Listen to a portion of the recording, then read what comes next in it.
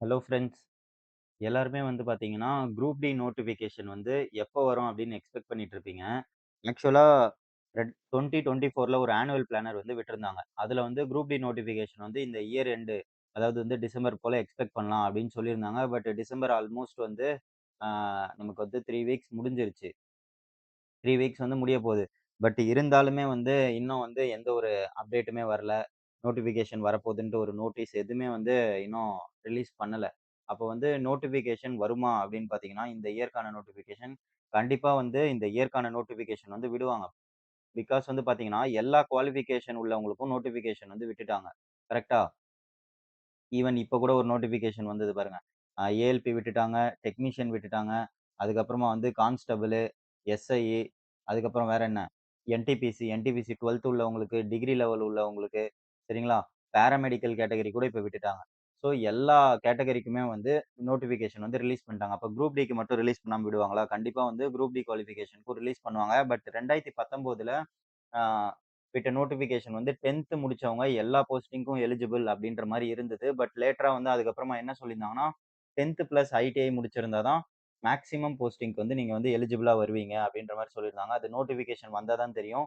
எந்த அளவு அதே மாரி தான் இப்ப 10த் பிளஸ் ஐடிஐ தான் கேட்கறாங்களா மேக்ஸிமம் போஸ்ட்டுக்கு. இல்லன்னா 10த் மட்டும் முடிச்சவங்க எலிஜிபிள் அப்படின்னு சொல்றாங்களான்னு தெரியல.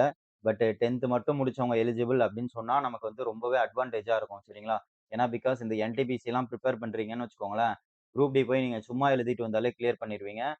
நம்ம குரூப் டி அப்படின்னு சொல்லி நம்ம ஈஸியா நெனச்சிடக்கூடாது மக்களே. ஏன்னா வந்து பார்த்தீங்கன்னா, இந்த குரூப் டிக்குள்ள போஸ்டிங்ல போயிட்டு, நெறையா நெறைய பேர் வந்து இனிஷியலா இந்த 10த் லெவல் 1ல போயிட்டு ஈஸியா வந்து இந்த லெவல் 5, 6 இப்படி போனவங்கலாம் இருக்காங்க. ஸ்டேஷன் மாஸ்டர் ஆனவங்க இருக்காங்க. மோஸ்ட்லி அந்த மாரி தான் இருக்காங்க. சரிங்களா? ஸ்டேஷன் மாஸ்டர் ஆயிருப்பாங்க, கூட்ஸ் கார்ட் ஆயிருப்பாங்க, டிடி ஆயிருப்பாங்க. ஈவன் பாயிண்ட்ஸ்மேனா போயிட்டு லெவல் 1 போஸ்டிங்ல போயிட்டு. ஏன்னா வந்து டிபார்ட்மெண்ட் எக்ஸாம் எழுதி வந்து அவங்க வந்து அடுத்தடுத்து மேல வந்துருவாங்க.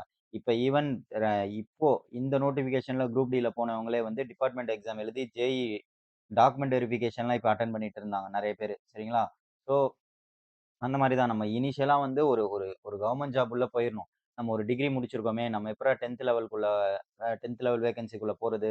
அப்படின்ற மாரிலாம் யோசிக்கக்கூடாது. நீங்க 10த் லெவல் வேக்கன்சினாலும் உங்களுக்கு சேலரி வந்து ஒரு 33லேருந்து 35 வரைக்கும் உங்களுக்கு வந்து வரும். In hand salary. 10த் லெவல்னாலே 33,000 கேரண்டியா வரும்.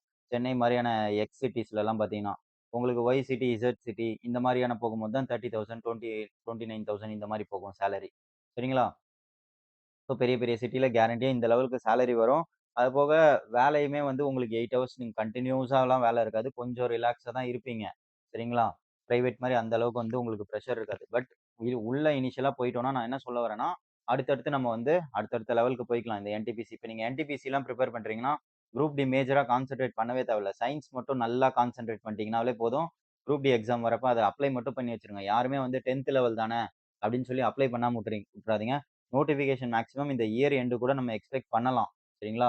இந்த இயர் எண்ட் இன்னும் ஒரு 12 நாள் இருக்கு. இந்த 12 நாள்ல கூட நம்ம எக்ஸ்பெக்ட் பண்ணலாம். அப்படி மிஸ் ஆயிருச்சுன்னா, நமக்கு வந்து ஜனவரில கண்டிப்பா குரூப் டிக்கான நோட்டிஃபிகேஷன் வந்து விட்டுருவாங்க. ஸோ, நீங்க என்டிபிசி மோட்டிவேட்டடா படிச்சுட்டு இருக்கீங்கன்னா, அப்படியே படிச்சுட்டு இருங்க. உங்களுக்கு வந்து நோட்டிஃபிகேஷன் விட்டாங்கன்னா ஏன்னா இது சிங்கிள் ஸ்டேஜ் தான். ஒரு 3 மந்த்ஸ்ல வந்து எக்ஸாம் வச்சுருவாங்க.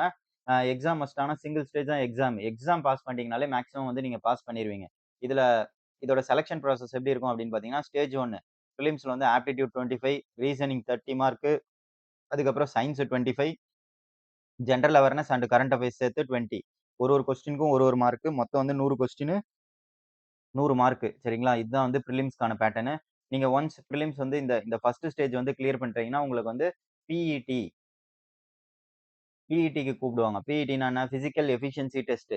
இதுல என்ன அப்படின்னு பார்த்தீங்கன்னா, ஆ மேலா இருந்தீங்கன்னா, இது இது வந்து ஸ்டேஜ் 2. இது வந்து உங்களுக்கு எக்ஸாம் கிடையாது. இது வந்து பிசிக்கல் எஃபிஷியன்சி டெஸ்ட்.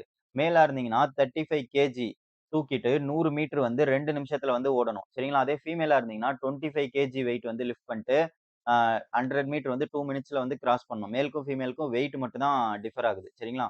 அதே மாரி அ இன்னொன்னு அது அத நீங்க பாஸ் பண்ணிட்டதுக்கப்புறம் அன்னைக்கே நடக்கும். இது 2மே வந்து சைமல்டேனியஸா அப்பவே நடத்துவாங்க. அதுக்கப்புறம் ரன்னிங் 1000 மீட்டர் வந்து 4 மினிட்ஸ் 15 செகண்ட்ஸ்ல வந்து மேலா இருந்தா கிராஸ் பண்ணணும். ஃபீமேலா இருந்தீங்கன்னா 1000 மீட்டர் அ 5 மினிட்ஸ் 40 செகண்ட்ஸ்ல வந்து நீங்க வந்து கிராஸ் பண்ற மாரி இருக்கும். சரிங்களா? இது வந்து பார்த்தீங்கன்னா, ரொம்பவே ஈஸி தான். நீங்க கேரண்டியா வந்து ஒரு 10 டேஸ் பிராக்டிஸ் பண்ணீங்கன்னா போதும். இத வந்து பாஸ் பண்ணிடலாம். இது வந்து இந்த போலீஸ் எக்ஸாம் மாரிலாம் உங்களுக்கு இருக்காது. இந்த போலீஸ் எக்ஸாம்லாம் என்னென்ன இருக்கும்? இந்த கயிறு ஏறுறது, லாங் ஜம்ப், ஹை ஜம்ப் என்னென்னமோ இருக்கும். அது போக வந்து ரன்னிங்லாம் வந்து பார்த்தீங்கன்னா உங்களுக்கும் பக்கத்துல உள்ளவங்களுக்கும் காம்படிஷனா இருக்கும். அப்ப வந்து நமக்கு என்ன ஆகும், ரொம்ப பிரஷர் இருக்கும். பட் இங்க வந்து ரயில்வேவ பொறுத்தவரைக்கும் அப்படி இருக்காது. எப்படி இருக்கும்னா, நீங்க இந்த குறிப்பிட்ட டைம்க்குள்ள கிராஸ் பண்ணணும். உங்க கூட 10 பேர் ஓடுவாங்க. அந்த 10 பேர்ல குறிப்பிட்ட டைம்க்குள்ள 10 பேரும் கிராஸ் பண்ணிட்டீங்கனாலும், அந்த 10 பேருக்குமே இதுதான்.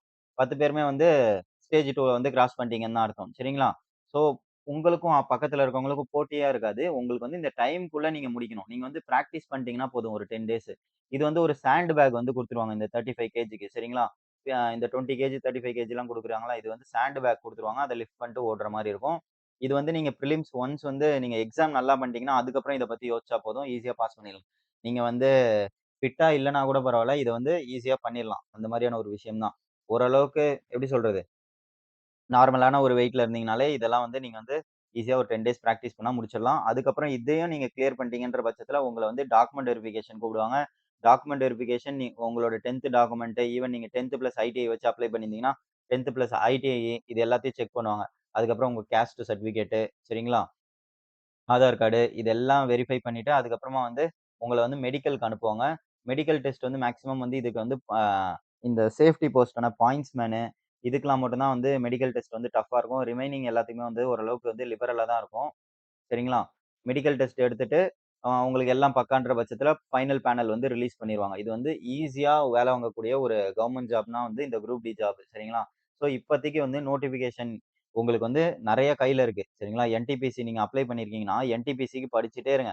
என்டிபிசிக்கு படிச்சத வச்சுட்டு அப்படியே குரூப் டி அட்டெண்ட் பண்ணுங்க. ஏன்னா நம்ம என்டிபிசி கோர்ஸ்லலாம் வந்து பார்த்தீங்கன்னா, குரூப் டி வந்து போன வருஷம் குரூப் டி எப்படி இருந்ததுன்னா, 2019ல சயன்ஸ் எந்த அளவுக்கு இருந்ததுன்னா, டயகிராம் குடுத்துட்டு, அந்த டயகிராம்ல ஒரு பார்ட்ஸ வந்து மார்க் பண்ணுங்க. டயகிராம் குடுத்துட்டாங்க. அதுல ஒரு பார்ட்ஸ் வந்து ஆ ஏரோ மார்க் வச்சு நோட்டிஃபை பண்ணிட்டு, இது வந்து இந்த பார்ட்ஸ்க்கு பேர் என்ன அப்படின்னு சொல்லி 4 ஆப்ஷன் வந்து வைக்கிறாங்க. ஸோ அந்த அளவுக்கு வந்து கான்செப்சுவலா போக ஆரம்பிச்சுட்டாங்க. இந்த ஏஎல்பியும் பார்த்திருப்பீங்க. அந்த அளவுக்கு கான்செப்சுவலா போக ஆரம்பிச்சுட்டாங்க. ஸோ நீங்க வந்து குரூப் டின்னு படிக்க தேவையில்ல. இப்ப என்டிபிசி படிச்சுட்டு இருந்தீங்கன்னா போதும். நம்ம என்டிபிசி கோர்ஸ படிச்சாலே போதும். நீங்க வந்து குரூப் டி வந்து ஈஸியா வந்து கிளியர் பண்ணிட்டு போயிடலாம். என்டிபிசிக்கான டெஸ்ட் போட்டாலே போதும். சரிங்களா?